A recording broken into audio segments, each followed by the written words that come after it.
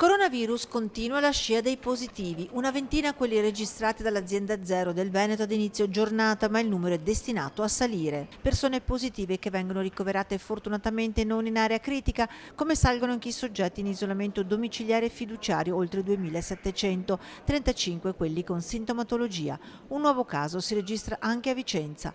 Dati i numeri che si scontrano con la realtà di un ritorno alla normalità fatto di vita sociale che divide la gente. Sono in aumento un po' i casi, e la preoccupa questa cosa? Abbastanza, perché comunque secondo me il picco non è ancora passato, ci sarà sicuramente degli strascichi che si manifesteranno anche da settembre in poi, e sempre se non diamo un attimo un freno con i contenimenti alla generalità delle persone che comunque vedo bene o male non rispettano le disposizioni e i decreti. Io non ci credo più che ci sia il coronavirus, lo dico con tutta sincerità.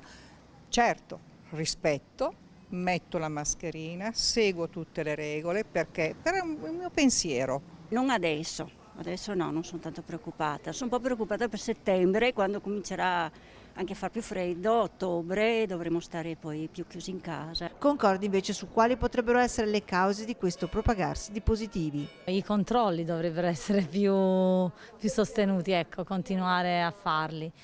Poi per quanto mi riguarda io sono preoccupata per le bambine a settembre, ho 2 bambine di 5-7 anni. Probabilmente, specialmente i giovani, sono abbastanza superficiali, è chiaro che incontrarsi tra giovani è indispensabile e la mascherina certo non aiuta a questi rapporti, però se devono fare una ragione, altrimenti poi chissà quando andremo avanti. Ci sono tante situazioni in cui le persone si assembrano, anche la sera, i ragazzi, infatti vedevo che la categoria adesso un po' più a rischio sono un po' più quarantenni.